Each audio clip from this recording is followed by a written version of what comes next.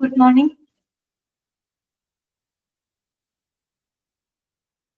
Okay.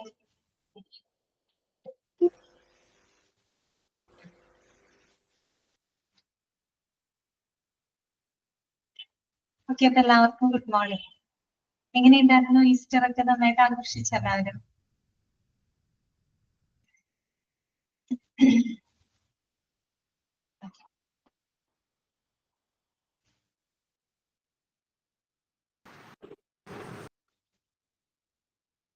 തുടങ്ങാം. അപ്പൊ നമുക്ക് ഇന്നത്തെ ക്ലാസ് സ്റ്റാർട്ട് ചെയ്യാം കേട്ടോ. വായിച്ചു നോക്കിയോ? കഴിഞ്ഞ ദിവസം എടുത്ത ഭാഗം എല്ലാവരും വായിച്ചു നോക്കിയിരുന്നോ?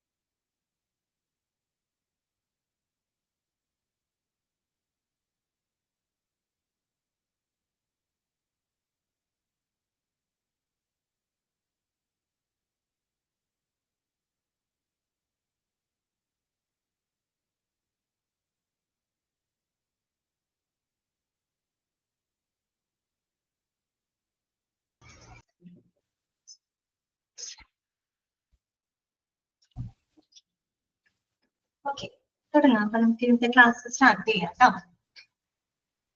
ഞാൻ ഓൺ മ്യൂട്ട് കൊടുക്കാണ്.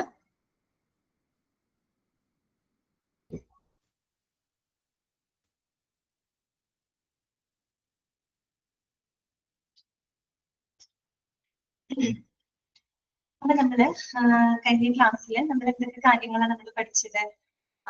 ന്യൂക്ലിയർ മെഡിസിൻ കണ്ടു അല്ലെ? ഓക്കെ, ന്യൂക്ലിയർ മെഡിസിൻ, പിന്നെ എന്താണ് ഓർത്തോപീഡിക്സ് ഡിപ്പാർട്ട്മെന്റ്, ഒപ്താൽമോളജി, ഓങ്കോളജി, അതുപോലെ തന്നെ സൈക്യാട്രി അല്ലെ, പൾമണോളജി, പ്ലാസ്റ്റിക് സർജറി വരെയാണ് നമ്മൾ കണ്ടത് അല്ലെ?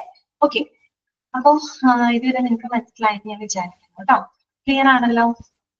അടുത്ത ഭാഗം നമുക്ക് നോക്കാം. Urology and andrology. ജസ്റ്റ് നമ്മൾ തുടങ്ങി വെച്ചിട്ടുണ്ടായിരുന്നു, അതുകൊണ്ട് അത് പറയാം.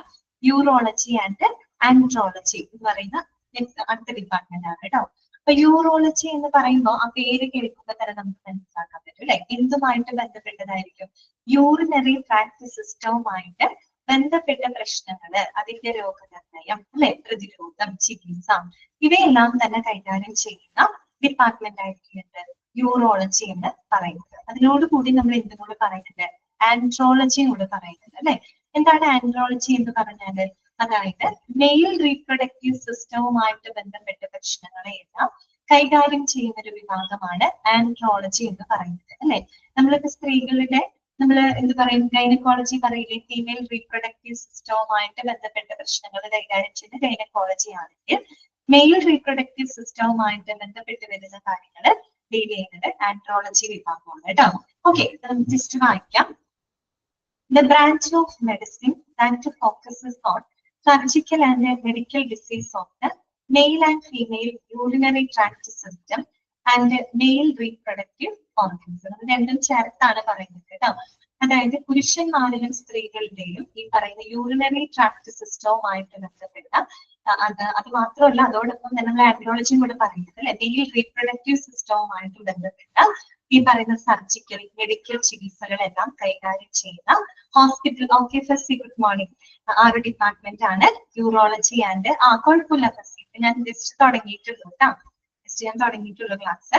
അപ്പൊ അതിനെയാണ് യൂറോളജി ആൻഡ് ആൻഡ്രോളജി എന്ന് പറയുന്നത് കേട്ടോ. ഇനി നോക്കുക, organs under the domain of urology include. ഇനി യൂറോളജി വിഭാഗത്തിൽ വരുന്ന ഓർഗൻസുകള്, അതിൽ വരുന്ന അവയവങ്ങൾ ഏതൊക്കെയാണ്? ഓക്കെ, അപ്പൊ അതൊക്കെ നോട്ട് ചെയ്ത് വെക്കണം കേട്ടോ. ഏതൊക്കെ അവയവങ്ങളാണ് നോക്കിയേ. ഫസ്റ്റ് വരുന്നത് കിഡ്നീസ് ആണ് അല്ലെ, നമുക്കറിയാം അല്ലെ. കിഡ്നി എന്ന് പറയുന്നത് നമ്മുടെ എന്താണ്, രക്തത്തിലെ മാലിന്യങ്ങളെ എല്ലാം തന്നെ അരിച്ചു മാറ്റി അല്ലെ മൂത്രത്തിലൂടെ പുറന്തള്ളുന്ന ഒരു പ്രധാനപ്പെട്ട ഓർഗനാണ് എന്ത്, നമ്മുടെ കിഡ്നി എന്ന് പറയുന്നത് അല്ലെ. അപ്പൊ അതെന്താണ്, യൂറിനറി ട്രാക്ട് സിസ്റ്റത്തിന്റെ ഭാഗമായിട്ടുള്ള ഓർഗനാണ് കേട്ടോ കിഡ്നി. ഓക്കെ, പിന്നെ എന്താണ്, അഡ്രീനൽ ഗ്ലാൻഡ്. എന്താണ് അഡ്രീനൽ ഗ്ലാൻഡ്? നമ്മുടെ കിഡ്നിയുടെ മുകൾ ഭാഗത്തായിട്ട് ഒരു ക്യാപ്പ് പോലെ ഒരു ക്യാപ്പ് പോലെ കാണപ്പെടുന്ന ഒരു സ്ട്രക്ചർ ആണ് അഡ്രീനൽ ഗ്ലാൻഡ് എന്ന് പറയുന്നത്. നമ്മൾ എൻഡോക്രൈനോളജി പഠിച്ചു കഴിഞ്ഞപ്പോൾ അതിനകത്ത് ഞാൻ കാണിച്ചു തന്നിട്ടുണ്ട് കേട്ടോ. അഡ്രീനൽ ഗ്ലാൻഡ് നിങ്ങൾ കണ്ടിട്ടുണ്ടാവും. കിഡ്നിയുടെ മുകൾ ഭാഗത്തായിട്ട് ചെറിയൊരു ട്രയാങ്കിൾ ഷേപ്പിൽ ഒരു ക്യാപ്പ് പോലെ ഒരു സ്ട്രക്ചർ ആണ് കേട്ടോ. അതിനെയാണ് അഡ്രീനൽ ഗ്ലാൻഡ് എന്ന് പറയുന്നത്. പിന്നെ യൂറിറ്റേഴ്സ്. യൂറിറ്റേഴ്സ് എന്ന് പറഞ്ഞാൽ മൂത്രനാളിയാണ് കേട്ടോ. പിന്നെ യൂറിനറി ബ്ലാഡർ എന്ന് പറഞ്ഞാൽ എന്താണ്, മൂത്രസഞ്ചി അല്ലെ. പിന്നെ യൂറിത്ര മൂത്രവാഹിനിയാണ്. ആൻഡ് അതോടൊപ്പം മെയിൽ റീപ്രൊഡക്റ്റീവ് ഓർഗൻ അല്ലെ, പുരുഷന്മാരുടെ പ്രത്യുൽപാദന അവയവങ്ങൾ. കാരണം നമ്മളെ ആൻഡ്രോളജി കൂടെയാണ്. ഇത്രയും ഓർഗനുകളാണ് ഇവിടെ വരുന്നത്, നമ്മുടെ യൂറിനറി ട്രാക്ട് സിസ്റ്റവുമായിട്ട് ബന്ധപ്പെട്ട് വരുന്നത്. അപ്പൊ ഈ ഓർഗനുകൾക്ക് ഉണ്ടാവുന്ന പ്രശ്നങ്ങളെല്ലാം തന്നെ കൈകാര്യം ചെയ്യുന്ന ഡിപ്പാർട്ട്മെന്റ് ആണ് യൂറോളജി ആൻഡ് ആൻഡ്രോളജി എന്ന് പറയുന്നത്. ഞാൻ അതിന്റെ ഒരു പിക്ചർ നിങ്ങൾക്ക് ജസ്റ്റ് ഒന്ന് കാണിച്ചു തരാം. അപ്പം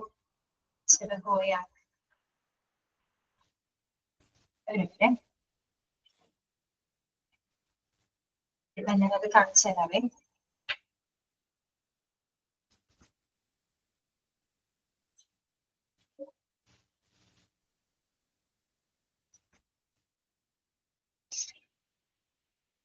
കാണുന്നുണ്ടോ പിക്ചർ? കാണുന്നുണ്ടോ? യൂറിനറി ട്രാക്ട് സിസ്റ്റത്തിന്റെ പിക്ചർ കാണാൻ പറ്റുന്നുണ്ടോ? ഇല്ല.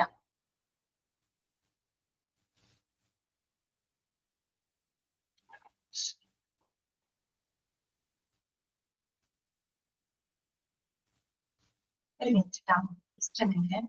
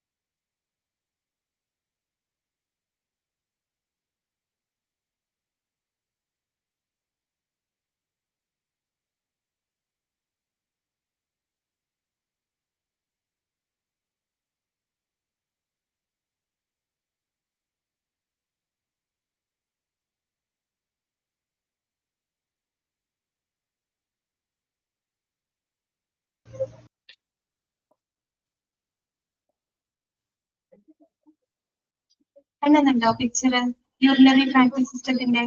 ഓക്കെ, ഇപ്പൊ കാണാൻ പറ്റും.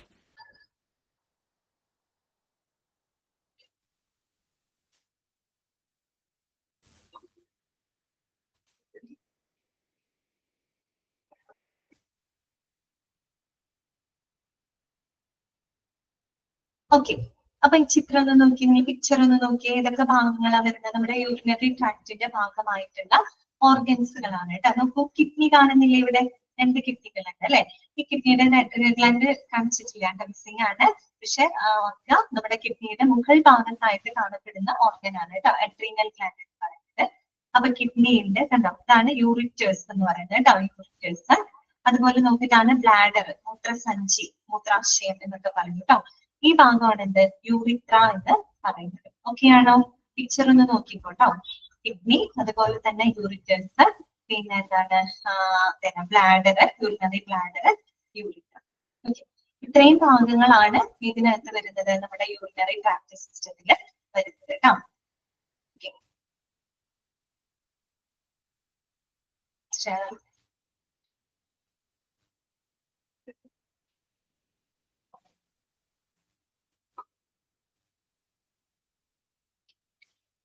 അപ്പോ organs under the domain of urology include the kidneys, adrenal gland, ureters, urinary bladder, urethra and male reproductive organs. Okay ആണല്ലോ? കാണുന്നില്ലേ നിങ്ങൾക്ക്? സ്ക്രീൻ കാണുന്നുണ്ടല്ലോ? സ്ക്രീൻ കാണുന്നുണ്ടല്ലോ?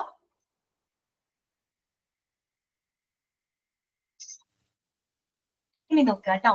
Urology combines the management of medical conditions such as urinary tract infections and with the management of urethra എന്ന് പറഞ്ഞാൽ മൂത്രവാഹിനിയാണ് കേട്ടോ, മൂത്രവാഹിനി. Okay, അടുത്തത് കേട്ടോ. Urology combines the management of medical conditions such as urinary tract infections and with the management of surgical conditions such as bladder or prostate cancer, kidney stones, congenital abnormalities, traumatic injury, etc. അപ്പോൾ urology എന്ന് പറയുന്ന വിഭാഗം രണ്ട് മേഖലകളെയാണ് main ആയിട്ട് combine ചെയ്യുന്നത് അല്ലെ. പൊതുവായിട്ട് urinary tract ആയിട്ട് ബന്ധപ്പെട്ട് വരുന്ന ഇൻഫെക്ഷൻസ്, അത്തരത്തിലുള്ള മെഡിക്കൽ കണ്ടീഷൻസും, അതുപോലെ തന്നെ ബ്ലാഡർ അല്ലെ, യൂറിനറി ബ്ലാഡർ അല്ലെങ്കിൽ പ്രോസ്ട്രേറ്റ് ക്യാൻസർ. ഈ പ്രോസ്ട്രേറ്റ് എന്ന് പറയുന്നത് എന്താണ് ശരിക്കും?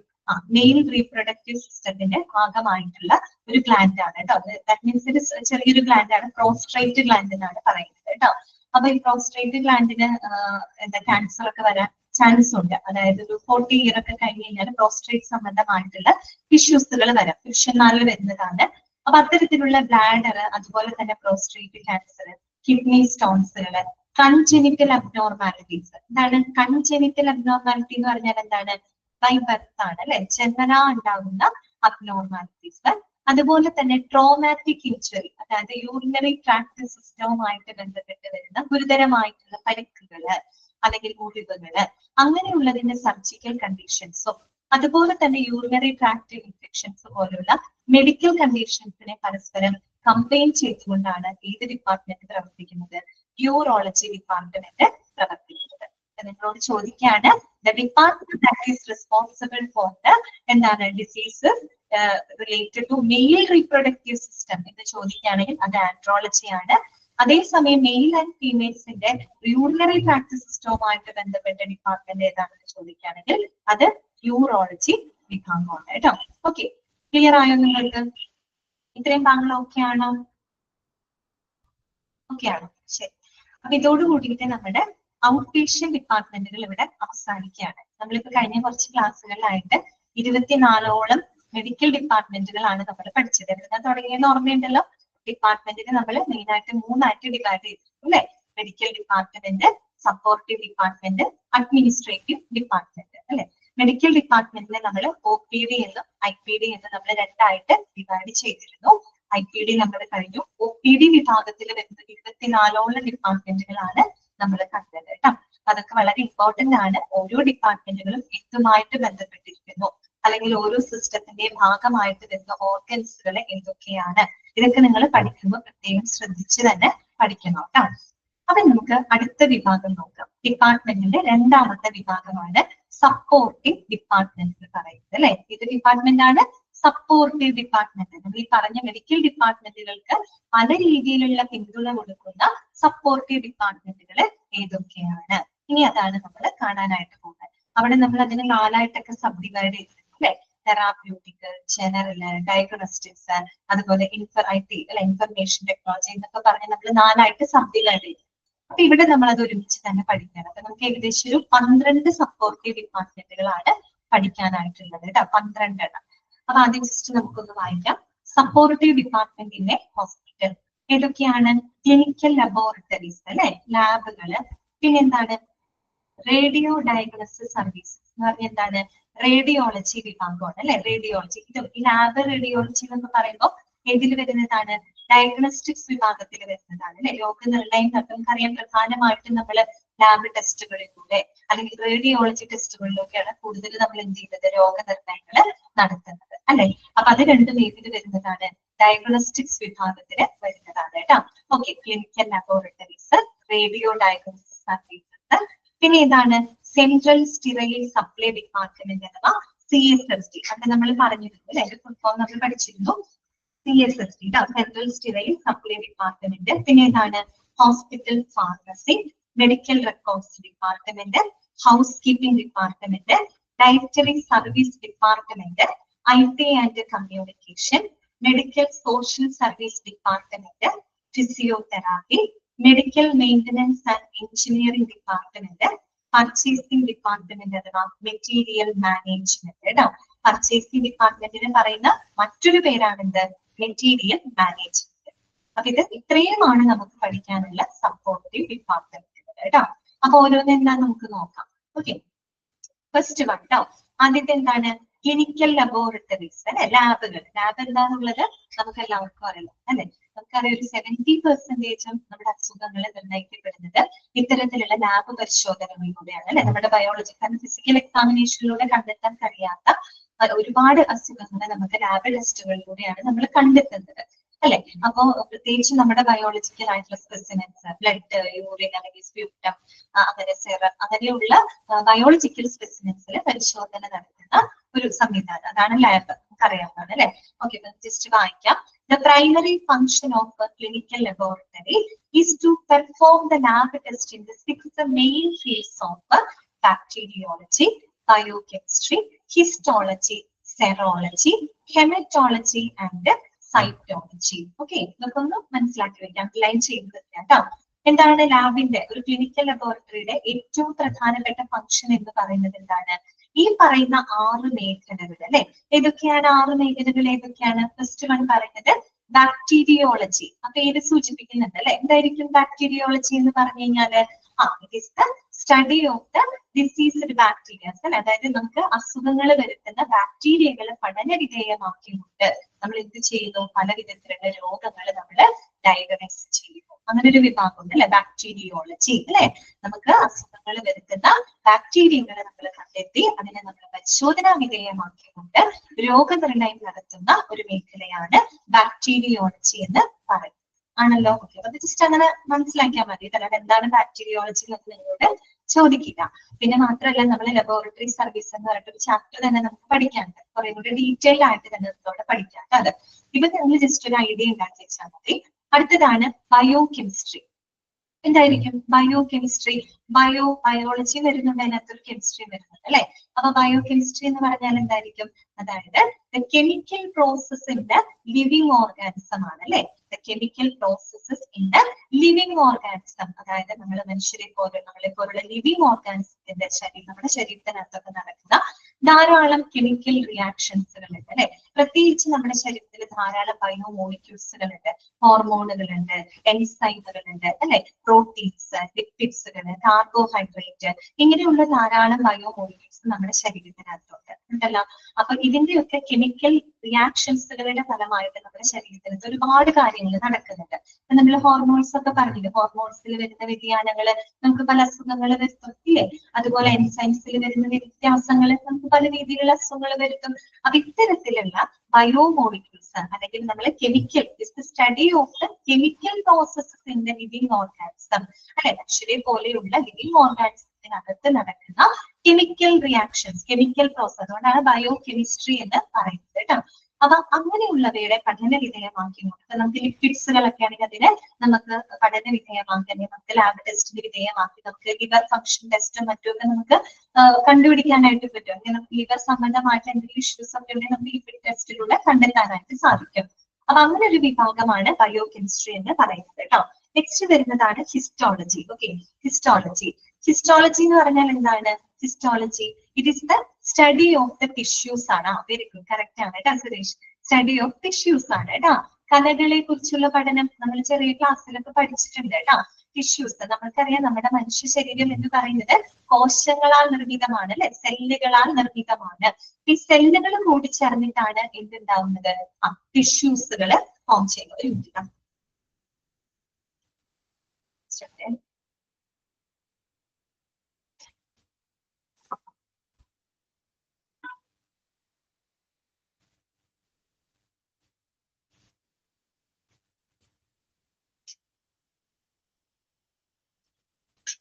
അപ്പോ ഈ പറയുന്ന സെല്ലുകൾ കൂടി ചേർന്നിട്ടാണ് ഇത് ഫോം ചെയ്യുന്നത്, ടിഷ്യൂസ് ഫോം ചെയ്യുന്നത് അല്ലെ. അപ്പൊ അത്തരത്തിലുള്ള സ്റ്റഡി ഓഫ് ടിഷ്യൂസിനെയാണ് നമ്മൾ ഹിസ്റ്റോളജി എന്ന് പറയുന്നത് കേട്ടോ. മനസ്സിലായല്ലോ? ഹിസ്റ്റോളജി അറിയാത്തവരൊന്നും അവിടെ എഴുതി വെച്ചേക്കണം കേട്ടോ. സ്റ്റഡി ഓഫ് ടിഷ്യൂസ്, കലകളെ കുറിച്ചുള്ള പഠനത്തിനെയാണ് ഹിസ്റ്റോളജി എന്ന് പറയുന്നത്. നെക്സ്റ്റ് വരുന്നത് എന്താണ്? സെറോളജി. എന്തായിരിക്കും സെറോളജി? സെറോളജി എന്തായിരിക്കും? It is the study of the blood, serum and other body fluids അല്ലെ. ഈ പറയുന്ന ബ്ലഡിലുള്ള സെറവും അതുപോലെ മറ്റുള്ള ബോഡി ഫ്ലൂയിഡ്സിനെ കുറിച്ചൊക്കെയുള്ള പഠനമാണ് സെറോളജി എന്ന് പറയുന്നത്. ശരിക്കും സെറം എന്ന് പറഞ്ഞു കഴിഞ്ഞാൽ നമ്മുടെ ബ്ലഡിനകത്ത് ധാരാളം ബ്ലഡ് സെല്ലുകളും മറ്റുണ്ട് അല്ലെ.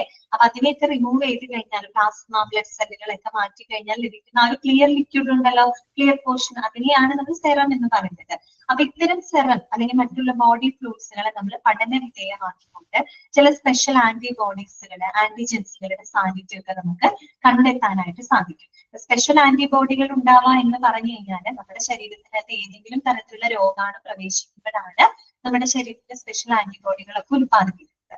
അപ്പൊ അതിലൂടെ സെറം ടെസ്റ്റിലൂടെ നമുക്ക് പല വിധത്തിലുള്ള രോഗങ്ങളെ കണ്ടെത്താനായിട്ട്, ഡയഗ്നോസ് ചെയ്യാനായിട്ട് സാധിക്കും കേട്ടോ. ഓക്കെ, അതാണ് സെറോളജി എന്ന് പറയുന്നത് കേട്ടോ. Is the study of the serum and other body fluids കേട്ടോ.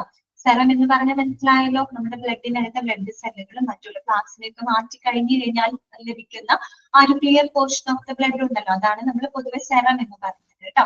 അപ്പൊ അതിനകത്ത് ആന്റിബോഡീസുകൾ, സ്പെഷ്യൽ ആന്റിബോഡികൾ, ആന്റിജനുകളൊക്കെ ഉണ്ടെങ്കിൽ അവയുടെ സാന്നിധ്യം, അതിന്റെ സാന്നിധ്യം എന്ന് പറയുന്നത് ഏതെങ്കിലും തരത്തിലുള്ള രോഗാണു നമ്മുടെ ശരീരത്തിൽ വരുമ്പോഴാണ് സ്പെഷ്യൽ ആന്റിബോഡികളൊക്കെ ഉത്പാദിപ്പിക്കുന്നത്.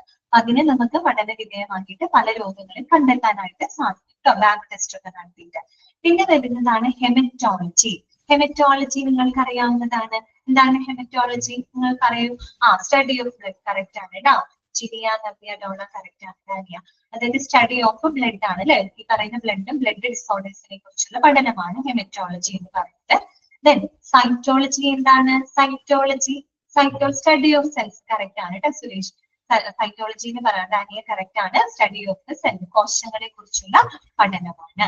അപ്പൊ ഈ പറയുന്ന 6 മേഖലകളില് ലാബ് ടെസ്റ്റുകൾ കണ്ടക്ട് ചെയ്യുന്നു അല്ലെ. അതാണ് ഏറ്റവും പ്രധാനപ്പെട്ട ലബോറട്ടറിയുടെ ഫംഗ്ഷൻ എന്ന് പറയുന്നത് ആണല്ലോ. ഓക്കെ, പിന്നെന്താണ്? Assist the medical staff in making and confirming diagnosis in the treatment and prevention of disease. അപ്പൊ ആ രീതിയിൽ ഇത്തരത്തിലുള്ള രോഗങ്ങളുടെ അല്ലെ ഡയഗ്നോസ് ചെയ്ത് അത് കൺഫേം ചെയ്ത് അതിന്റെ ട്രീറ്റ്മെന്റ്, അതിന്റെ പ്രിവെൻഷൻ ഒക്കെ ചെയ്യുന്നതിലൂടെ മെഡിക്കൽ സ്റ്റാഫുകളെ അസിസ്റ്റ് ചെയ്തുകൊണ്ടാണ് ലബോറട്ടറി ഒരു സപ്പോർട്ട് അവർക്ക് കൊടുക്കുന്നത് അല്ലെ. ഇത്തരത്തിലുള്ള രോഗനിർണയങ്ങളൊക്കെ നടത്തിക്കൊണ്ട് മെഡിക്കൽ സ്റ്റാഫുകളെ അസിസ്റ്റ് ചെയ്യുന്നു. ആ രീതിയിലാണ് ഈ ഒരു വിഭാഗം അവരെ സപ്പോർട്ട് ചെയ്യുന്നത്. അതുകൊണ്ടാണ് ഇതൊരു സപ്പോർട്ടീവ് ഡിപ്പാർട്ട്മെന്റ് ആയിട്ട് നമ്മൾ പറയുന്നത് കേട്ടോ. ക്ലിയർ ആണല്ലോ? ഓക്കെ ആണല്ലോ? ലബോറട്ടറി മനസ്സിലായല്ലോ? ഓക്കെ അല്ലേ? ജസ്റ്റ് മനസ്സിലാക്കി വെച്ചാൽ എന്താണ് ലാബ്, മെയിൻ ഫീൽഡുകൾ ഇതൊക്കെയാണ്. ഇവിടെ ലാബ് ടെസ്റ്റുകൾ നടത്തുന്നതാണ് പ്രധാനപ്പെട്ടവരുടെ ഫംഗ്ഷൻ പറയുന്നത്. നെക്സ്റ്റ് വരുന്നതാണ് റേഡിയോളജി. എന്തായിരിക്കും റേഡിയോളജി എന്ന് പറഞ്ഞാൽ? എന്തായിരിക്കും? നമ്മൾ സാധാരണ എക്സ്റേ സ്കാനിങ് ഒക്കെ എടുക്കില്ല, ആ ഒരു വിഭാഗമാണ് കേട്ടോ റേഡിയോളജി എന്ന് പറയുന്നത്. അതിലൂടെ നമുക്ക് എന്ത് ചെയ്യാൻ പറ്റും? രോഗനിർണയം നടത്താനായിട്ട് സാധിക്കും. വായിക്കാം നമുക്ക്. The main function of this department is to assist the physician in the diagnosis and treatment of a patient's disease by the use of radiography, fluoroscopy, radioisotopes, and high voltage acceleration. അതായത് radiology വിഭാഗത്തിന്റെ പ്രധാനപ്പെട്ട function എന്ന് പറഞ്ഞാൽ എന്താണ്? Radiography, അതുപോലെ തന്നെ fluoroscopy, radio ഐസോടോപ്പുകള്, high voltage acceleration, ഇങ്ങനെയുള്ള റേഡിയേഷൻ ഈ പറയുന്ന ഇമേജിംഗ് ടെക്നിക്കുകൾ ഉപയോഗിച്ചുകൊണ്ട് എന്താണ് ഈ പറയുന്ന രോഗികളുടെ അസുഖങ്ങൾ കൃത്യമായിട്ട് ഡയഗ്നോസ് ചെയ്യുക, ചികിത്സ കൊടുക്കുക. അതിന് വേണ്ടിയിട്ട് ഫിസിഷ്യനെ അസിസ്റ്റ് ചെയ്യുന്ന ഒരു സപ്പോർട്ടീവ് ഡിപ്പാർട്ട്മെന്റ് ആണ് റേഡിയോളജി എന്ന് പറയുന്നത് അല്ലെ. റേഡിയോഗ്രഫി അല്ലെ, by the use of radiography എന്ന് പറഞ്ഞാൽ എക്സ്റേ തന്നെയാണ് ഉദ്ദേശിക്കുന്നത്, എക്സ്റേ ഇമേജസ് ആണ് ഉദ്ദേശിക്കുന്നത്. പിന്നെ ഫ്ലൂറോസ്കോപ്പി, എന്താണ് ഫ്ലൂറോസ്കോപ്പി എന്ന് പറഞ്ഞു കഴിഞ്ഞാല്? ഫ്ലൂറോസ്കോപ്പി എന്ന് പറഞ്ഞു കഴിഞ്ഞാലും ശരിക്കും ഒരു മെഡിക്കൽ ഇമേജിംഗ് ടെക്നിക്ക് തന്നെയാണ്. ദാറ്റ് ഷോസ് ദ എക്സ്റേസ് തന്നെയാണ്. എക്സ്റേ ഇമേജസ് ആണ് in A monitor like video, അതായത് ഒരു വീഡിയോ പോലെ എക്സ്റേ ഇമേജസുകളെ കണ്ടിന്യൂസ് ആയിട്ട് കാണിക്കുന്ന ഒരു സംവിധാനമാണ് ഫ്ലൂറോസ്കോപ്പി എന്ന് പറയുന്നത് കേട്ടോ. റേഡിയോഗ്രഫി എന്ന് പറഞ്ഞാൽ എക്സ്റേ തന്നെയാണ്, അത് ഒറ്റ ഇമേജ് ആയിട്ടല്ലേ നമുക്ക് കിട്ടുന്നത്. പക്ഷെ ഫ്ലൂറോസ്കോപ്പി എന്ന് പറഞ്ഞാൽ അങ്ങനെയല്ല, മൂവിംഗ് ബോഡി സ്ട്രക്ചേഴ്സ് എന്ന് വെച്ചാൽ ഒരു കണ്ടിന്യൂസ് എക്സ്റേ ഇമേജസ് ആണ് അത് മോണിറ്ററിൽ കാണിക്കുന്നത്. അതൊരു വീഡിയോ പോലെ, ഓക്കെ, ഒരു വീഡിയോ പോലെ കാണിക്കുന്ന ഒരു മെഡിക്കൽ ഇമേജിംഗ് സംവിധാനമാണ് ഫ്ലൂറോസ്കോപ്പി. സംഭവം തന്നെയാണ്, എക്സ്റേസ് തന്നെയാണ്, പക്ഷെ കണ്ടിന്യൂസ് എക്സ്റേസ് ആണ് കാണിക്കുന്നത്, ലൈക്ക് വീഡിയോ, ഒരു വീഡിയോ പോലെ. അപ്പൊ സാധാരണയായിട്ട് നമ്മൾ ഈ പ്രൊസീജിയർ ഉപയോഗിച്ച് നമ്മളിപ്പോ എന്തെങ്കിലും വിലിങ് ഒക്കെ ചെയ്യില്ലേ, അതായത് നമ്മളുടെ എന്തെങ്കിലും സാധനങ്ങൾ അറിയാതെ വിലിങ് നമ്മുടെ ശരീരത്തിനകത്തോട്ടൊക്കെ പോകുന്ന കേസുകളൊക്കെ ഉണ്ടാകുമ്പോൾ നമ്മൾ ഫ്ലൂറോസ്കോപ്പിയാണ് അവിടെ ചെയ്യുക. കാര്യം ആ വിടുന്ന വസ്തു ചിലപ്പോൾ ഇങ്ങനെ മൂവ് ചെയ്യുന്നുണ്ടാവും. ദാറ്റ് മീൻസ് അതിങ്ങനെ ഉള്ളിലേക്ക് പോകുന്ന ആ മൂവ്മെന്റ് ഒക്കെ കറക്റ്റ് ആയിട്ട് കിട്ടാനായിട്ട് ഒരു മൂവിംഗ് ബോഡി സ്ട്രക്ചർ ആ രീതിയിൽ ഇമേജ് എടുക്കുന്നതിന് വേണ്ടിയിട്ടാണ് ഫ്ലൂറോസ്കോപ്പി ഉപയോഗിക്കുന്നത് കേട്ടോ. സംഭവം എക്സ്റേ തന്നെയാണ്, കണ്ടിന്യൂസ് എക്സ്റേ ഇമേജസ് തന്നെയാണ്. ദാറ്റ് എക്സിബിറ്റിന്റെ മോണിറ്റർ ലൈക്ക് വീഡിയോ, ഒരു വീഡിയോ പോലെ തന്നെയാണ്. റേഡിയോഗ്രഫി എന്ന് പറഞ്ഞാൽ എക്സ്റേ തന്നെ, പക്ഷെ അതൊരു ജസ്റ്റ് ഒരു ഇമേജ് ആയിട്ട് മാത്രമേ നമുക്ക് കാണാൻ പറ്റൂ. ഇവിടെ ഒരു കണ്ടിന്യൂസ് ഇമേജസ് ആയിട്ട് കാണാൻ പറ്റും. ആ ഒരു വ്യത്യാസമേ ഉള്ളൂ ഫ്ലൂറോസ്കോപ്പി. പിന്നെ റേഡിയോ ഐസോടോപ്സ്, റേഡിയോ ഐസോടോപ്സ് നമ്മൾ പഠിച്ചു, ന്യൂക്ലിയർ മെഡിസിൻ നമ്മൾ പറഞ്ഞില്ലേ. അതിനകത്ത് നമുക്കറിയാം അല്ലെ, നമ്മൾ ചെറിയ എമൗണ്ട് റേഡിയോ ആക്റ്റീവ് ആയിട്ടുള്ള ട്രേസറുകള് മെഡിക്കൽ ഇമേജിങ്ങിനായിട്ടൊക്കെ നമ്മൾ ഉപയോഗിക്കുന്നുണ്ട് അല്ലെ. പ്രത്യേകിച്ച് നമ്മൾ സ്പെക്ട് പഠിച്ചില്ലേ, നമ്മൾ സ്പെക്ട് അങ്ങനത്തെ PET-CT സ്കാനിങ്ങുകളും മറ്റൊക്കെ നമ്മൾ പറഞ്ഞിട്ടുണ്ടായിരുന്നു. അതുപോലെ തന്നെ high voltage acceleration. High voltage acceleration എന്ന് പറഞ്ഞാൽ ഹൈ എനർജി ഉള്ള ആക്സിലറേറ്റഡ് ആയിട്ടുള്ള ചാർജ്ഡ് പാർട്ടിക്കിൾസ്, ഇലക്ട്രോൺസ് ഒക്കെ പോലെയുള്ള വളരെ ചാർജ്ഡ് ആയിട്ടുള്ള എന്താ പറയാ പാർട്ടിക്കിൾസ് നമ്മൾ ട്രീറ്റ്മെന്റിനും മറ്റുമായിട്ട് ഉപയോഗിക്കുന്നത്. പ്രത്യേകിച്ച് നമ്മൾ റേഡിയേഷൻ ഓങ്കോളജിയിലൊക്കെ ഉപയോഗിക്കുന്നുണ്ട്. അപ്പൊ അത്തരത്തിലുള്ള സംവിധാനങ്ങൾ പ്രയോജനപ്പെടുത്തിക്കൊണ്ട് രോഗികളുടെ അസുഖങ്ങൾ ഡയഗ്നോസ് ചെയ്യാനും ട്രീറ്റ് ചെയ്യാനും ഒരു ഫിസിഷ്യനെ അസിസ്റ്റ് ചെയ്യുന്ന ഒരു വിഭാഗം, ഒരു സപ്പോർട്ടിംഗ് ഡിപ്പാർട്ട്മെന്റ് ആണ് ഏതെന്ന് പറയുന്നത് റേഡിയോളജി. അപ്പൊ നിങ്ങളുടെ മനസ്സിലോട്ട് വരുന്ന എക്സ്റേ, CT, അതുപോലെ തന്നെ MRI സ്കാനർ ഒക്കെ ഈ ഒരു വിഭാഗത്തിലാണ് വരുന്നത് കേട്ടോ. ദ വാരിയസ് ഡയഗ്നോസ്റ്റിക് എക്യുപ്മെന്റ്സ് ആണ്. ഇനി റേഡിയോളജി വിഭാഗത്തിൽ ഉപയോഗിക്കുന്ന എക്യുപ്മെന്റുകൾ, ഡയഗ്നോസ്റ്റിക് എക്യുപ്മെന്റുകൾ ഏതൊക്കെയാണ് അറിയാവുന്നതാണ് നിങ്ങൾക്ക്. ഏതൊക്കെയാണ്? എക്സ്റേ മെഷീൻ അല്ലെ, എക്സ്റേ മെഷീൻ യൂസ് ചെയ്യുന്നുണ്ട്. CT സ്കാൻ മെഷീൻ അല്ലെ, CTയുടെ ഫുൾ ഫോം ഒന്ന് നോട്ട് ചെയ്ത് വെച്ചോളൂ കേട്ടോ. Computer tomography. എന്താണ് CTയുടെ ഫുൾ ഫോം? എന്താണ്?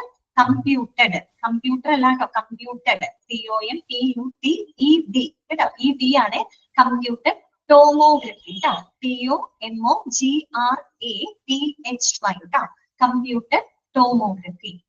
ഇത് വെക്കണോ കേട്ടോ, അറിയാതെ നിങ്ങൾ പഠിക്കൂ. ഇനി റേഡിയോളജി സർവീസസ് നല്ലൊരു ചാപ്റ്റർ ഉണ്ട് നിങ്ങൾക്ക്, എന്നാലും അറിഞ്ഞു വെച്ചോളൂ, ഇപ്പോഴേ പഠിച്ചോളൂ കേട്ടോ. Computer tomography, CT scan machine. അതുപോലെ തന്നെ MRI മെഷീൻ. MRI എന്ന് പറഞ്ഞാൽ എന്താണ്?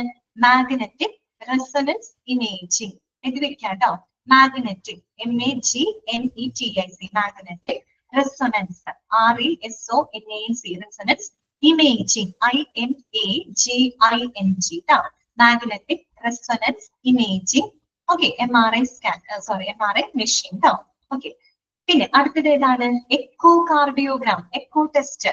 ഇതിനുള്ളതാണ് എക്കോ കാർഡിയോഗ്രാം. കാർഡിയോ എന്ന് കേൾക്കുമ്പോൾ നമുക്കറിയാം ഹൃദയവുമായിട്ട് ബന്ധപ്പെട്ടതാണ് അല്ലെ. എക്കോ ടെസ്റ്റ് എന്ന് കേട്ടിട്ടില്ലേ നിങ്ങൾ? അതായത് അൾട്രാസൗണ്ട്. അത് തന്നെ കറക്റ്റ് ആണ്, ഹാർട്ടാണ്. കാർഡിയോ എന്ന് കേൾക്കുമ്പോൾ തന്നെ ഹാർട്ടാണല്ലോ.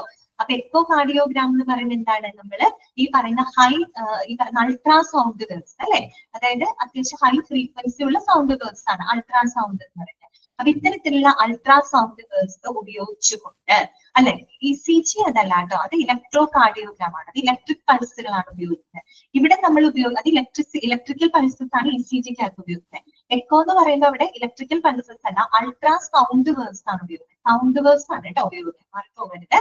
അപ്പൊ ഈ പറയുന്ന അൾട്രാസൗണ്ട് വേവ്സുകൾ ഉപയോഗിച്ചുകൊണ്ട് നമ്മൾ എന്താണ് ഈ പറയുന്ന ഹൃദയത്തിന്റെ ഇമേജ് ഒക്കെ എടുക്കുന്ന ഒരു മെത്തേഡാണ് കേട്ടോ. ആ ഒരു പ്രൊസീജിയറാണ് എക്കോ കാർഡിയോഗ്രാം എന്ന് പറയുന്നത്. ആരെങ്കിലും ഒക്കെ ചെയ്തിട്ടുണ്ടായിരിക്കാം. ഓക്കെ, എക്കോ ടെസ്റ്റ് ചെയ്തിട്ടുണ്ടാവാം. പിന്നെ വരുന്നതാണ് ultrasound colour Doppler. Ultrasound colour Doppler, നേരത്തെ പറയുന്ന അൾട്രാസൗണ്ട് വേവ്സും അതുപോലെ തന്നെ ഡോപ്ലർ ടെക്നിക്ക്. ഡോപ്ലർ ടെക്നിക്ക് എന്ന് പറഞ്ഞാല് സാധാരണ നമ്മൾ കളർ ഡോപ്ലർ യൂസ് ചെയ്യുന്നത് എന്തിനു വേണ്ടിയിട്ടാണെന്ന് അറിയാമോ? അതായത് ഈ പറയുന്ന ബ്ലഡ് ഫ്ലോ ഉണ്ടല്ലോ, അതായത് നമ്മുടെ ഹാർട്ടിലൂടെ ബ്ലഡ് വെസലുകളിലൂടെ ഒക്കെ പോകുന്ന ആ ഒരു ബ്ലഡ് ഫ്ലോ നമുക്ക് റിയൽ ടൈം ബ്ലഡ് ഫ്ലോ കണ്ടുപിടിക്കാൻ, റിയൽ ടൈം ആ ഒരു ബ്ലഡ് ഫ്ലോ ഇമേജ് ചെയ്യുന്നതിന് വേണ്ടിയിട്ടാണ് കേട്ടോ. പറയാം, ഐശ്വര്യോട് പറയാം. ഇതൊന്ന് പറഞ്ഞു തീർക്കട്ടെ. അൾട്രാസൗണ്ട് കളർ ഡോപ്ലർ ആണ് ഇപ്പൊ പറയുന്നത്. അൾട്രാസൗണ്ട് എന്ന് പറഞ്ഞാൽ അൾട്രാസൗണ്ട് വർക്ക്സ് യൂസ് ചെയ്യുന്നുണ്ട്. പ്ലസ് എന്താണ് Doppler technique. Doppler technique colour Doppler ആണ് അവിടെ ഉപയോഗിക്കുന്നത്. അത് നമ്മുടെ ഹൃദയത്തിന്റെ തന്നെ രക്തക്കൊള്ളുകളിലൂടെ പോകുന്ന ബ്ലഡിന്റെ ഫ്ലോ ഉണ്ടല്ലോ, ആ real time blood flow image ചെയ്യുന്നതിന് വേണ്ടിയിട്ടാണ് നമ്മൾ കളർ ഡോപ്ലർ ഉപയോഗിക്കുന്നത്. റെഡും ബ്ലൂവും കളറാണ് ഉപയോഗിക്കുക. നിങ്ങൾ എവിടെയെങ്കിലൊക്കെ പിക്ചറിലൊക്കെ കണ്ടിട്ടുണ്ടായിരിക്കും. അതായത് ബ്ലഡ് ഇങ്ങനെ ഫ്ലോ ചെയ്തത് റെഡ് കളറിലും ബ്ലൂ കളർ, അപ്പൊ കറക്റ്റ് ആയിട്ട് നമുക്ക് ആ ഒരു ഈ പറയുന്ന ഹൃദയത്തിന്റെ ബ്ലഡ് വെസലിലൂടെ ബ്ലഡിന്റെ ഫ്ലോ, അല്ലെങ്കിൽ ബ്ലോക്കേജ് വരുന്നുണ്ടോ, നല്ല രീതിയിൽ അത് ഫ്ലോ ചെയ്യുന്നുണ്ട് എന്നുള്ളത് നമുക്ക് കളേർഡ് ആയിട്ട് കാണാൻ പറ്റും കേട്ടോ. റെഡും ബ്ലൂ കളറാണ്. അപ്പൊ അങ്ങനെയുള്ള കളർ ഡോപ്ലറും പിന്നെ അൾട്രാസൗണ്ട് വർക്ക്സും കമ്പൈൻ ചെയ്തുകൊണ്ട് നമ്മൾ ഈ പറയുന്ന ഹൃദയത്തിന്റെ അറകളും അതിന്റെ ബ്ലഡ് ഫ്ലോ ഒക്കെ ഇമേജ് ചെയ്യുന്ന അതിന് വേണ്ടി ഉപയോഗിക്കുന്ന മെഷീനാണ് കേട്ടോ അൾട്രാസൗണ്ട് കളർ ഡോപ്ലർ എന്ന് പറയുന്നത്. എക്കോ കാർഡിയോഗ്രാം എന്ന് പറഞ്ഞാൽ അൾട്രാസൗണ്ട് വേവ്സുകൾ ഉപയോഗിച്ചുകൊണ്ട് നമ്മൾ ഹൃദയത്തിന്റെ എന്താണ് ഇമേജ് എടുക്കുന്ന ആ ഒരു പ്രൊസീജിയർ ആണ് കേട്ടോ. ആ ഒരു മെത്തേഡാണ് എക്കോ കാർഡിയോഗ്രാം. എക്കോ ടെസ്റ്റ് എന്നൊക്കെ നമ്മൾ പറയാറുണ്ട് കേട്ടോ. അൾട്രാസൗണ്ട് വേവ്സ് ഉപയോഗിച്ചുകൊണ്ട് നമ്മൾ ഹൃദയത്തിന്റെ ഇമേജുകൾ എടുക്കുകയാണ്, അല്ലെ, ഹൃദയ പരിശോധന നടത്തുന്ന ആ ഒരു ഇമേജിംഗ് മെത്തേഡ്, ഇമേജിംഗ് ടെക്നിക്കിനെയാണ് എക്കോ കാർഡിയോഗ്രാം പറയുന്നത്.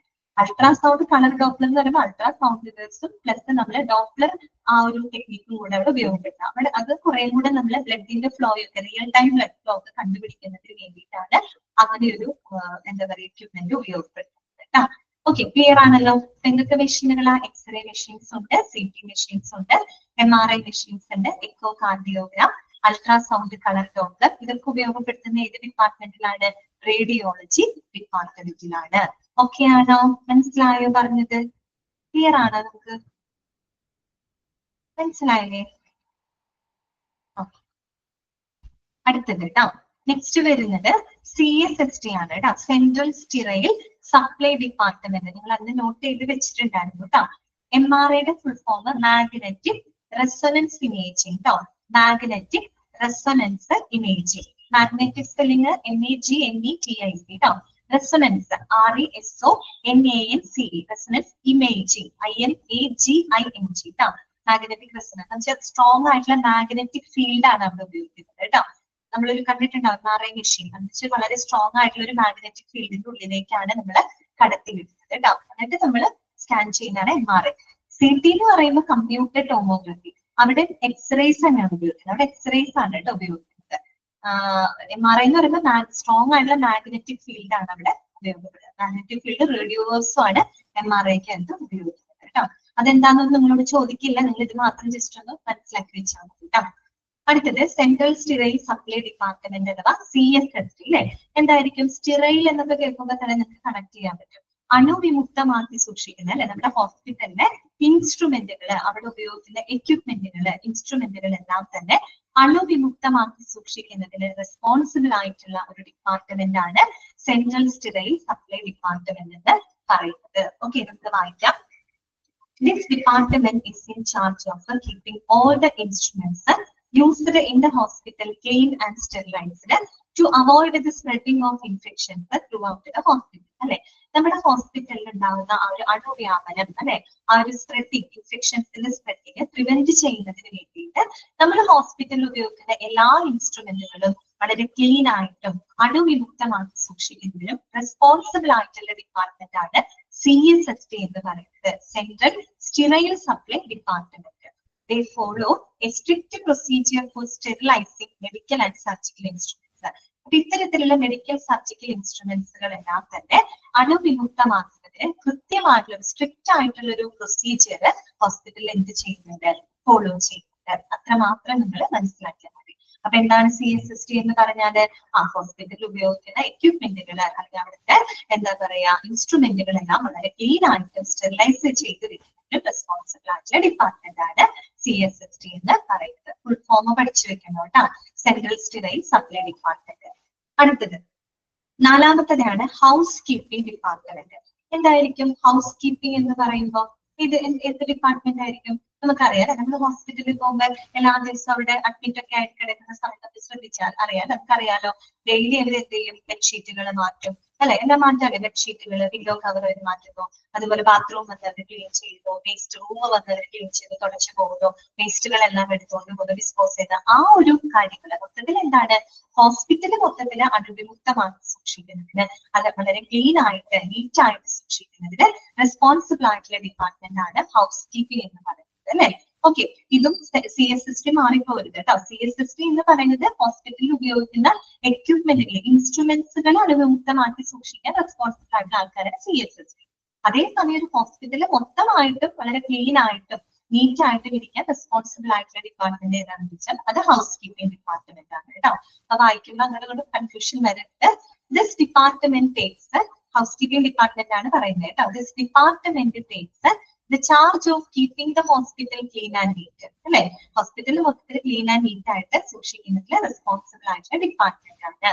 It involves doing the laundry and cleaning all the rooms of hospital and effectively disposing of medical waste according to the strict hospital disposal procedures. അല്ലെ, അപ്പൊ ഈ പറയുന്ന ഡിപ്പാർട്ട്മെന്റ് എന്ന് പറയുമ്പോൾ ഇപ്പൊ ആ ഒരു ഹോസ്പിറ്റലിലുള്ള തുണിത്തരങ്ങള് മറ്റുള്ള റൂമുകളെല്ലാം വളരെ എഫിഷ്യന്റ് ആയിട്ട് വളരെ കാര്യക്ഷമമായിട്ട് തന്നെ വൃത്തിയാക്കുന്നതിനും അതുപോലെ മെഡിക്കൽ വേസ്റ്റുകളൊക്കെ കൃത്യമായിട്ടുള്ള ഡിസ്പോസൽ പ്രൊസീജിയർ പ്രകാരം ഇത്തരം മെഡിക്കൽ വേസ്റ്റുകൾ ഡിസ്പോസ് ചെയ്യുന്നതിനും റെസ്പോൺസിബിൾ ആയിട്ടുള്ള ഡിപ്പാർട്ട്മെന്റ് ആണ് ഹൗസ് കീപ്പിംഗ് എന്ന് പറയുന്നത്.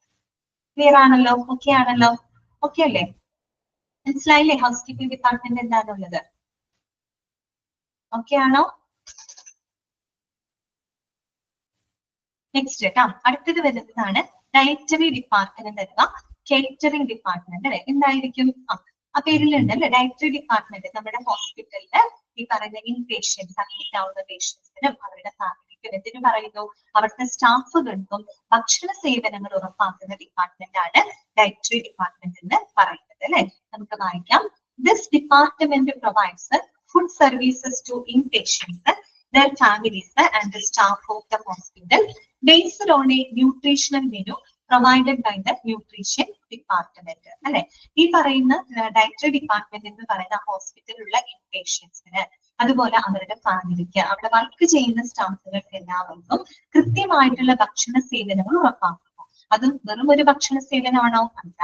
പിന്നെന്താണ്? ന്യൂട്രീഷൻ ഡിപ്പാർട്ട്മെന്റ് പ്രൊവൈഡ് ചെയ്ത കൃത്യമായിട്ടുള്ള ന്യൂട്രീഷണൽ മെനു അല്ലെ, ആ ഒരു ന്യൂട്രീഷണൽ മെനു ഫോളോ ചെയ്തുകൊണ്ട് ഡയറ്ററി സർവീസുകൾ കൊടുക്കുന്ന ഡിപ്പാർട്ട്മെന്റ് ആണ് കേട്ടോ ഡയറ്ററി ഡിപ്പാർട്ട്മെന്റ് എന്ന് പറയുന്നത്.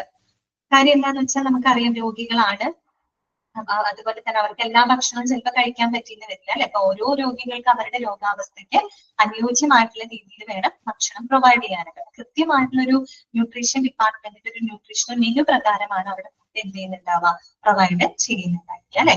ഓക്കെ, നോക്കുക. The dietitian is a member of the health team and works closely with the nursing services personnel in meeting the personal nutritional needs and engaging. അപ്പൊ dietary സർവീസിനെ പറ്റി പറയുമ്പോൾ ഏറ്റവും ഇമ്പോർട്ടന്റ് ആയിട്ടുള്ള റോള് കൈകാര്യം ചെയ്യുന്ന ഒരു വ്യക്തിയാണ് ആര്? ഡയറ്റീഷ്യൻ എന്ന് പറയുന്നത് അല്ലെ. കാര്യം എന്താണ്? അദ്ദേഹം എന്ന് പറയുന്നത് ഹെൽത്ത് ടീമിന്റെ തന്നെ ഒരു അംഗമാണ് ഡയറ്റീഷ്യൻ എന്ന് പറയുന്നത്. കാര്യം എന്താണ്? അദ്ദേഹം ഈ പറയുന്ന നഴ്സിംഗ് സ്റ്റാഫുകളുമായിട്ട് വളരെ ക്ലോസ് ആയിട്ട് വർക്ക് ചെയ്യുന്നു. ഇതിനു വേണ്ടിയിട്ടാണ് ഈ പറയുന്ന രോഗികളുടെ പോഷകാഹാര ആവശ്യകതകള് കൃത്യമായിട്ട് മീറ്റ് ചെയ്യുന്നതിന് അല്ലെ, നിറവേറ്റുന്നതിനും അതുപോലെ അവരെ ടീച്ച് ചെയ്യുക. അവരെ ടീച്ച് ചെയ്യാന്ന് വെച്ചാൽ അവരെ പഠിപ്പിക്കാന്ന് ഉദ്ദേശം എന്താ? അവർക്ക് ഡയറ്റ് കൗൺസിലിംഗ് കൊടുക്കുക അല്ലെ.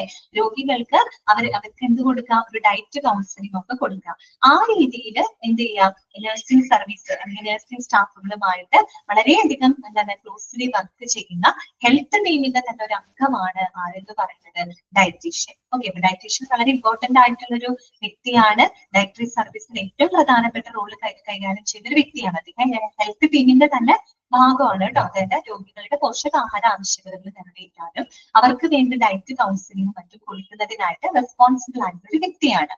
Okay, he or she is responsible for the ordering of supplies and the supervision of all staffs engaged in the preparation and delivery of food. കേട്ടോ, അപ്പൊ ഇദ്ദേഹം എന്ന് പറയുന്നത് ഈ പറയുന്ന ഭക്ഷണ സപ്ലൈസ് അല്ലെ, അതായത് ഫുഡ് സപ്ലൈസുകളൊക്കെ ഓർഡർ ചെയ്യുന്നതിനും അതുപോലെ തന്നെ ഈ പറയുന്ന ഭക്ഷണം തയ്യാറാക്കുന്നതിനും വിതരണം ചെയ്യുന്നതിനും എൻഗേജ്ഡ് ആയിട്ടുള്ള സ്റ്റാഫുകൾക്ക് സൂപ്പർവൈസ് ചെയ്യുന്നതിനും റെസ്പോൺസിബിൾ ആയിട്ടുള്ള ഒരു വ്യക്തിയാണ് ഡയറ്റീഷ്യൻ എന്ന് പറയുന്നത്. എന്നുവെച്ചാൽ അദ്ദേഹത്തിന് ഒരു പ്രധാനപ്പെട്ട റോൾ അതിനകത്തുണ്ട്. നമ്മളൊരു ഡയറ്ററി സർവീസ് ഒക്കെ പഠിക്കുമ്പോൾ അദ്ദേഹത്തെ പറ്റി കൂടുതൽ വിശദമായിട്ട് നമ്മൾ പഠിക്കും കേട്ടോ. അദ്ദേഹം ഒരു ഹെൽത്ത് ടീമിന്റെ ഭാഗമാണെന്ന് എപ്പോഴും ഓർത്തു വെക്കുക.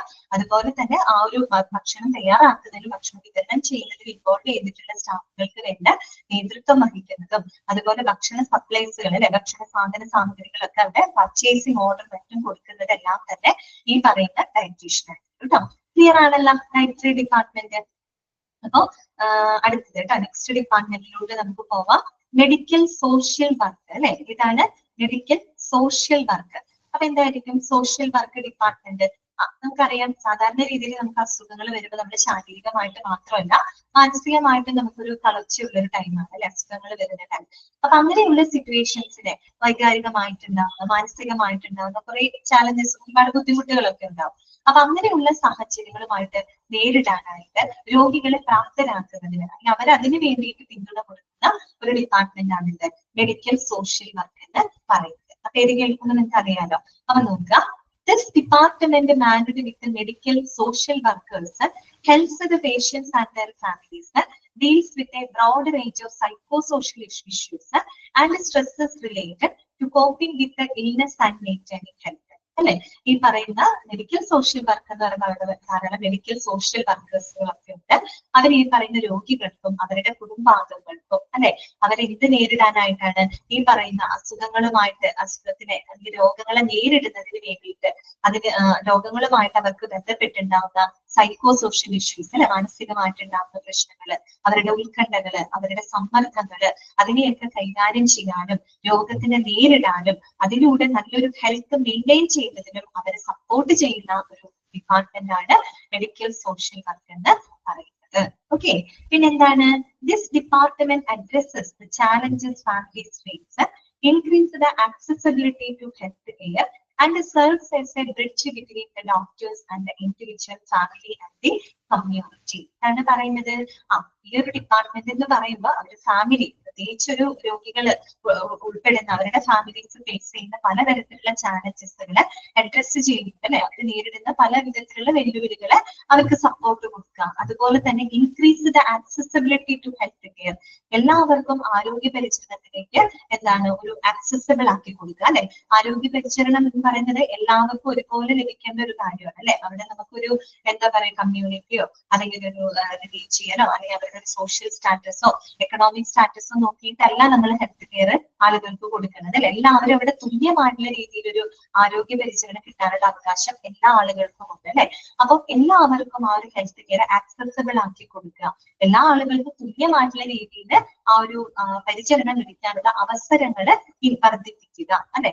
അതോടൊപ്പം തന്നെ വർദ്ധിപ്പിക്കാന്ന് വെച്ചിട്ട് നമ്മൾ ഒന്ന് ആലോചിച്ച് നമുക്ക് സാമ്പത്തികമായിട്ട് പിന്നോക്കാവസ്ഥയിൽ നിൽക്കുന്ന ഒരു കുടുംബമാണ് അല്ലെ, അവർക്ക് ബുദ്ധിമുട്ടുകളുണ്ട്, മാറാ രോഗങ്ങളുണ്ട്. അപ്പൊ അങ്ങനെയുള്ളവർക്ക് എന്താണ് ആ ഒരു രോഗത്തിനെ നേരിടണമെങ്കിൽ അവർക്ക് സാമ്പത്തികമായിട്ടൊരു പിന്തുണ ആവശ്യമായിട്ട് വരും. അപ്പൊ സാമ്പത്തികമായിട്ടുള്ള പല സോഴ്സുകളിലേക്ക് അവരെ എന്താ പറയാ അവർക്ക് ലഭ്യമാക്കി കൊടുക്കുക.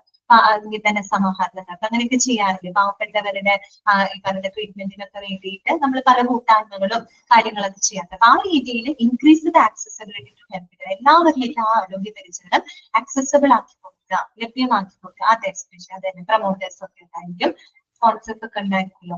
അതുപോലെ and service bridge between the doctors and the individual family and community. അപ്പൊ ആ രീതിയിൽ ഡോക്ടേഴ്സിനെ ഈ പറയുന്ന വ്യക്തികൾ ഉൾപ്പെടുന്നവരുടെ ഫാമിലി, ഒരു കമ്മ്യൂണിറ്റിയുടെ ഇടയിൽ ഒരു ബ്രിഡ്ജ് ആയിട്ട് അവർക്കിടയിൽ ഒരു കണക്റ്റിംഗ് ലിങ്ക് ആയിട്ട് പ്രവർത്തിക്കുന്നത് ഈ പറയുന്ന ഒരു ഡിപ്പാർട്ട്മെന്റ് ആണ് കേട്ടോ, സോഷ്യൽ വർക്ക് ഡിപ്പാർട്ട്മെന്റ് ആണ്.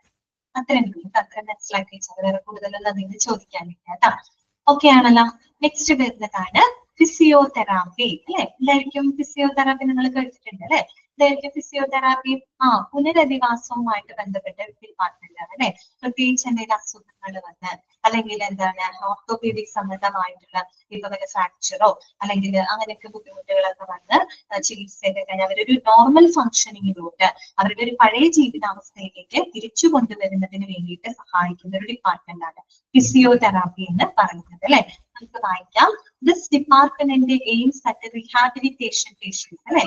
പുനരധിവാസ രോഗികളെയാണ് ഈ ഒരു ഡിപ്പാർട്ട്മെന്റ് ലക്ഷ്യമിടുന്നത്. എന്നുവെച്ചാൽ രോഗം വന്ന് രോഗമൊക്കെ മാറി പക്ഷെ പഴയൊരു നോർമൽ ഫംഗ്ഷനിലൊക്കെ തിരിച്ചു കൊണ്ടുവരുന്നതിന് വേണ്ടിയിട്ട് അവരുടെ പഴയൊരു ജീവിതം പുനരാരംഭിക്കുന്നതിന് വേണ്ടിയിട്ട് അവർക്ക് വേണ്ട പിന്തുണ കൊടുക്കുന്ന ഒരു ഡിപ്പാർട്ട്മെന്റ് ആണ് ഫിസിയോതെറാപ്പി എന്ന് പറയുന്നത് അല്ലെ.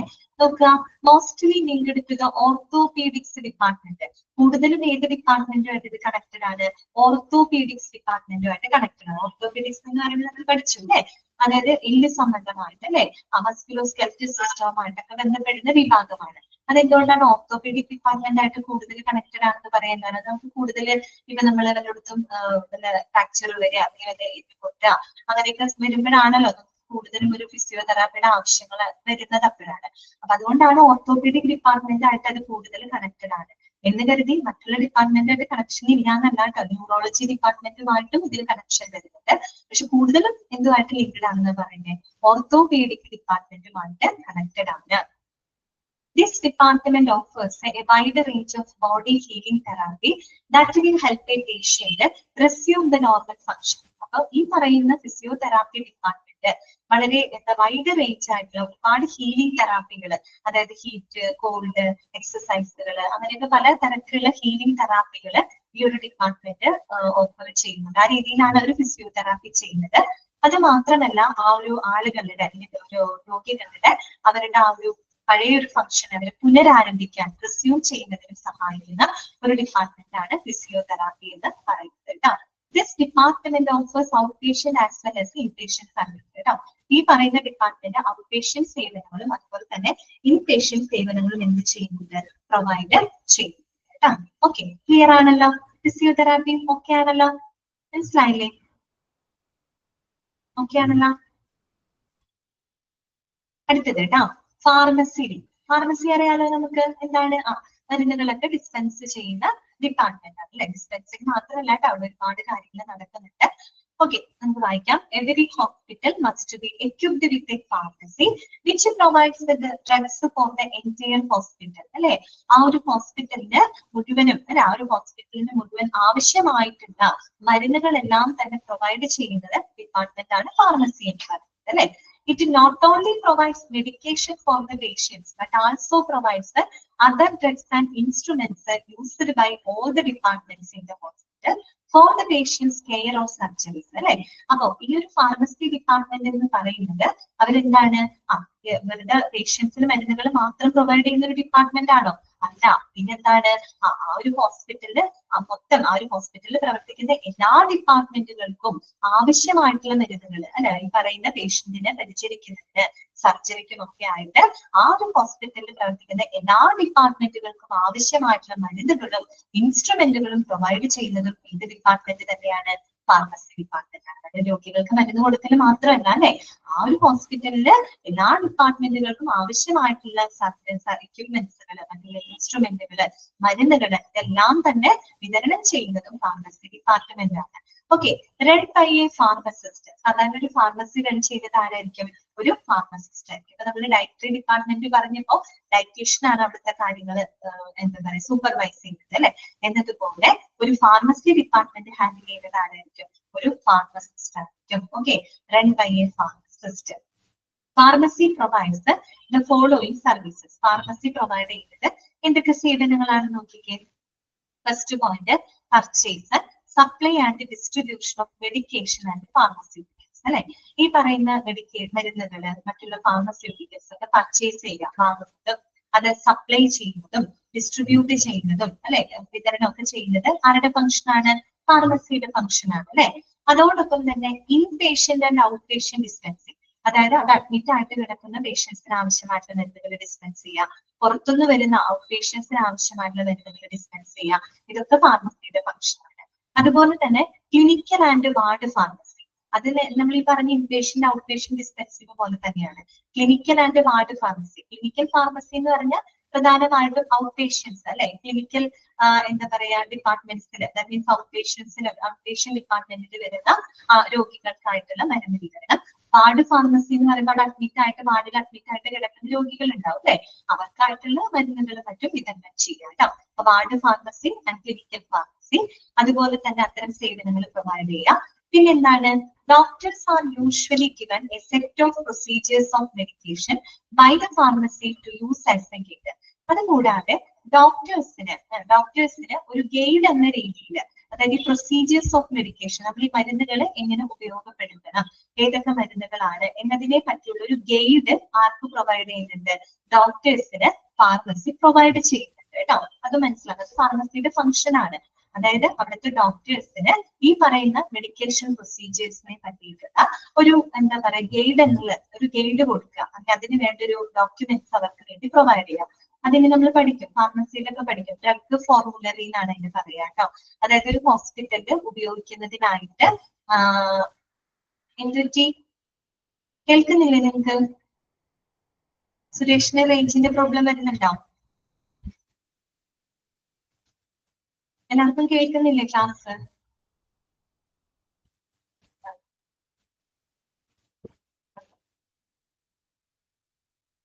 ഓക്കെ എന്നല്ലേ. അപ്പൊ റേഞ്ചുള്ള സ്ഥലത്ത് ഇരുന്നാൽ മതി കേട്ടോ. ഇടയ്ക്ക് പ്രശ്നം വരുന്നുണ്ട് അല്ലേ? ഓക്കെ, അപ്പൊ റേഞ്ചുള്ള സ്ഥലത്ത് പോയിരിക്കും കേട്ടോ, കുഴപ്പമില്ല. അപ്പൊ നോക്കുക, ഈ പറയുന്ന ഡോക്ടേഴ്സിന് എന്താണ് മെഡിക്കേഷൻസ്, മരുന്നുകൾ ഉപയോഗിക്കേണ്ട ആ ഒരു ഉപയോഗക്രമത്തെ പറ്റുന്ന ഒരു ഗൈഡ് അവർ പ്രൊവൈഡ് ചെയ്യുന്നുണ്ട്, ഫാർമസി പ്രൊവൈഡ് ചെയ്യും. അതിന് നമ്മൾ ഡ്രഗ് ഫോർമുലറി എന്നൊക്കെയാണ് പറയുക. അതിന് ഫാർമസിയിൽ നിങ്ങൾ പഠിക്കും. അതായത് ഒരു ഹോസ്പിറ്റലിൽ ഉപയോഗിക്കുന്നതിനായിട്ട് അംഗീകരിച്ചിട്ടുള്ള ഒരു മരുന്നുകളുടെ ഒരു ലിസ്റ്റ് ആണ് ഡ്രഗ് ഫോർമുലറി. അപ്പൊ ഇങ്ങനെ ഒരു ഫോർമുലറി ഒരു ഗൈഡ് എന്ന രീതിയിൽ ഡോക്ടേഴ്സിന് പ്രൊവൈഡ് ചെയ്യും. അതെന്തിനാന്ന് വെച്ചാൽ ഡോക്ടേഴ്സ് മരുന്ന് പ്രിസ്ക്രൈബ് ചെയ്യുമല്ലോ, രോഗികൾക്ക് മരുന്ന് പ്രിസ്ക്രൈബ് ചെയ്യുമ്പോൾ അവരുടെ രോഗാവസ്ഥ, അവരുടെ രോഗത്തിന് ചികിത്സിക്കാനായിട്ട് ഏതെല്ലാം മരുന്നുകളാണ് അവിടെ ഫാർമസിയിൽ ലഭ്യമായിട്ടുള്ളത് എന്ന് ഡോക്ടേഴ്സിന് അറിയണ്ടേ? നല്ല ലെവൽക്ക് അതിനനുസരിച്ച് പ്രിസ്ക്രിപ്ഷൻ എഴുതാനായിട്ട് പറ്റുള്ളൂ. അപ്പൊ ഈ രോഗികൾക്ക് കൊടുക്കേണ്ട മരുന്നുകൾ, ഏതൊക്കെ മരുന്നുകൾ അവിടെ ലഭ്യമാണ്, ഫാർമസിയിൽ ലഭ്യമാണ് എന്നൊക്കെ അറിയുന്നതിനായിട്ട് ഡോക്ടേഴ്സിനെ ഹെൽപ്പ് ചെയ്യുന്നതും ഇത്തരത്തിലുള്ള ആ ഒരു ഫാർമസി പ്രൊവൈഡ് ചെയ്യുന്ന ഒരു ഗൈഡാണ്. ഓക്കെ, അത് ഓരോ എന്താ പറയാ മരുന്നുകളുടെ ക്ലിനിക്കൽ അവരുടെ ആ ഒരു മരുന്നുകളുടെയും വിവരങ്ങൾ, വിശദ വിവരങ്ങൾ ഉൾപ്പെടെയുള്ള കാര്യങ്ങളാണ് ഒരു ഗൈഡ് എന്ന രീതിയിൽ ഫാർമസി ആർക്ക് പ്രൊവൈഡ് ചെയ്യുന്നത്? ഡോക്ടേഴ്സിന് പ്രൊവൈഡ് ചെയ്യുന്നത് കേട്ടോ. അതൊക്കെ ഫാർമസിയുടെ ഫംഗ്ഷൻ ആണ് കേട്ടോ. ഇതൊക്കെയാണ് purchase, supply and distribution of medication and pharmaceutical, inpatient outpatient dispensing, clinical and non pharmacy services. അതുപോലെ തന്നെ ഡോക്ടേഴ്സിന് ഒരു ഗൈഡ് എന്ന രീതിയിൽ മെഡിക്കേഷൻ പ്രൊസീജിയേഴ്സ് പ്രൊവൈഡ് ചെയ്യുന്നുണ്ട്. ഇതൊക്കെ ഫാർമസിയുടെ പ്രധാനപ്പെട്ട ചില ഫംഗ്ഷൻസ് ആണ്. ഓക്കെ, അടുത്ത ഡിപ്പാർട്ട്മെന്റ് ആണ് MRD ഡിപ്പാർട്ട്മെന്റ് അഥവാ മെഡിക്കൽ റെക്കോർഡ് ഡിപ്പാർട്ട്മെന്റ് കേട്ടോ. മെഡിക്കൽ റെക്കോർഡ് ഡിപ്പാർട്ട്മെന്റ് എന്താണ്? മെഡിക്കൽ റെക്കോർഡ് ഡിപ്പാർട്ട്മെന്റ് എന്ന് പറഞ്ഞാല് this department handles the recording and maintaining all the records on files of inpatients as well as out patients. അതായത് ഇൻപേഷ്യൻസിന്റെയും out പേഷ്യൻസിന്റെയും എല്ലാവിധ റെക്കോർഡുകളും ഫയലുകളും കൃത്യമായിട്ട് മെയിൻറ്റെയിൻ ചെയ്യുക, റെക്കോർഡ് ചെയ്യുന്ന ഡിപ്പാർട്ട്മെന്റ് ആണ് MRD എന്ന് പറയുന്നത് കേട്ടോ, medical record department. Okay, it is with these records that the medical statistics can be formulated and it serves as a reference for the future purpose. ശരിക്കും പറഞ്ഞാൽ മെഡിക്കൽ റെക്കോർഡ് എന്ന് പറഞ്ഞാൽ ഇതിനെ തന്നെയാണ് നമ്മൾ ഹെൽത്ത് റെക്കോർഡ് എന്ന് പറയുന്നത്. അതൊരു ലീഗൽ റെക്കോർഡും കൂടിയാണ് കേട്ടോ. അപ്പൊ നമുക്ക് ഈ പറയുന്ന രോഗികളെ പറ്റിയുള്ള എല്ലാ വിവരങ്ങളും നമുക്ക് ആ ഒരു മെഡിക്കൽ റെക്കോർഡ് പരിശോധിച്ച് കഴിഞ്ഞാൽ നമുക്ക് മനസ്സിലാക്കാനായിട്ട് സാധിക്കും. അപ്പൊ ഇത്തരം മെഡിക്കൽ റെക്കോർഡ്സുകളുടെ സഹായത്തോട് കൂടിയിട്ടാണ് നമ്മൾ ആ ഒരു മെഡിക്കൽ സ്റ്റാറ്റിസ്റ്റിക്സ്, ഒരു മെഡിക്കൽ സ്ഥിതി വിവര കണക്കുകളൊക്കെ നമ്മൾ രേഖപ്പെടുത്തുക. എന്ന് വെച്ചാൽ നമുക്ക് ആ മെഡിക്കൽ റെക്കോർഡുകൾ പരിശോധിച്ച് കഴിഞ്ഞാൽ ഓരോ രോഗിയുടെയും ആ ഒരു ഹെൽത്ത് സ്റ്റാറ്റസ് എന്താണ്, എങ്ങനെയൊക്കെയുള്ള അസുഖങ്ങളാണ് കൂടുതൽ, എങ്ങനെയുള്ള അസുഖങ്ങളുടെ ചികിത്സകൾക്കൊക്കെയാണ് ആളുകൾ വരുന്നത് എന്നൊക്കെയുള്ള നമുക്ക് ആ ഒരു മെഡിക്കൽ റെക്കോർഡ്സുകൾ പരിശോധിച്ച് കഴിഞ്ഞാൽ മനസ്സിലാക്കാനായിട്ട് സാധിക്കും. അത് മാത്രമല്ല നമുക്ക് ഫ്യൂച്ചർ പർപ്പസിന് വേണ്ടിയിട്ടും ഉപയോഗപ്പെടുത്താവുന്ന ഒന്നാണ് മെഡിക്കൽ റെക്കോർഡ്സ് അല്ലെ. സാധാരണ ഒരു 3 വർഷം വരെയൊക്കെയാണ് മെഡിക്കൽ റെക്കോർഡ് സൂക്ഷിക്കുക. എന്നാലും നമുക്കിപ്പോ ഒരു രോഗിയുടെ ഒരു മെഡിക്കൽ ഹിസ്റ്ററി ഒക്കെ അറിയണമെങ്കിൽ നമുക്ക് ഈസി ആയിട്ട് അവരുടെ മെഡിക്കൽ റെക്കോർഡ് പരിശോധിച്ച് കഴിഞ്ഞാൽ നമുക്കത് മനസ്സിലാക്കാനായിട്ട് സാധിക്കും. ഓക്കെ ആണല്ലോ. ഇൻപേഷ്യൻസിന്റെയും അതുപോലെ തന്നെ ഔട്ട് പേഷ്യൻസിന്റെയും മെഡിക്കൽ റെക്കോർഡ്സുകൾ, ഫയലുകളൊക്കെ മെയിൻറ്റെയിൻ ചെയ്യുകയും റെക്കോർഡ് ചെയ്യുന്നതിനും റെസ്പോൺസിബിൾ ആയിട്ടുള്ള ഡിപ്പാർട്ട്മെന്റ് ആണ് കേട്ടോ MRD എന്ന് പറയുന്നത്. നെക്സ്റ്റ് വരുന്നതാണ് medical maintenance and engineering department കേട്ടോ. എന്താണ്? Medical maintenance and engineering department. ആ പേര് സൂചിപ്പിക്കുന്നത് പോലെ എന്തായിരിക്കും? Medical maintenance and engineering.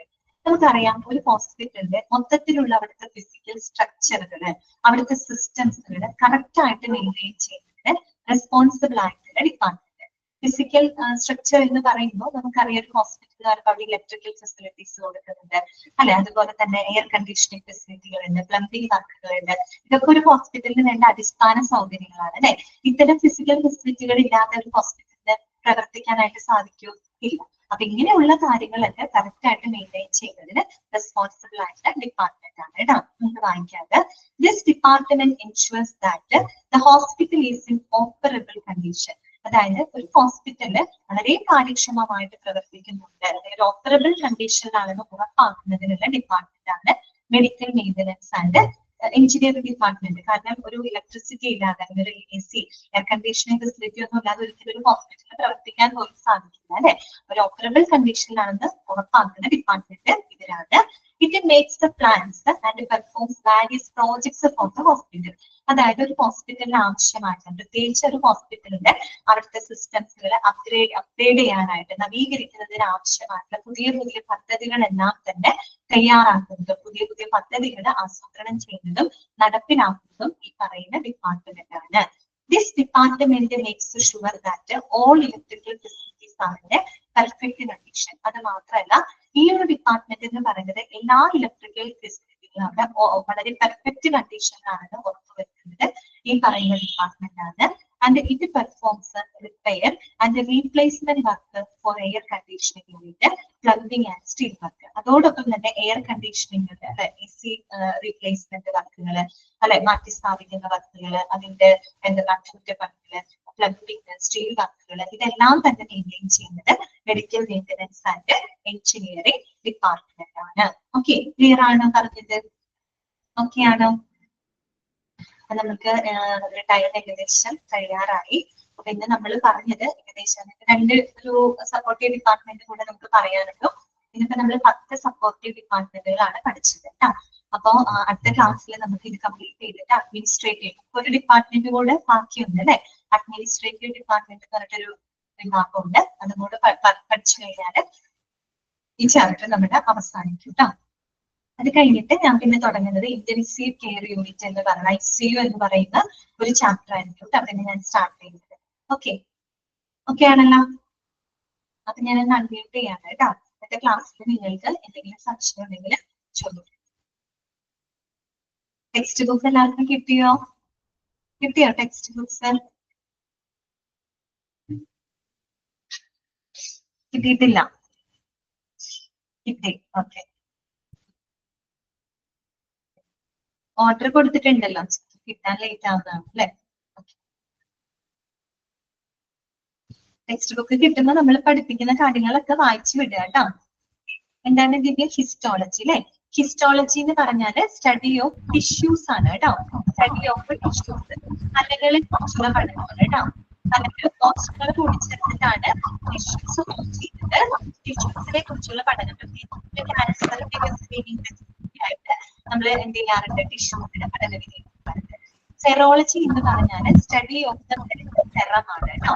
Blood serum, blood സെറത്തിനെ കുറിച്ചുള്ള പഠനമാണ് കേട്ടോ സെറോളജി എന്ന് പറയുന്നത്.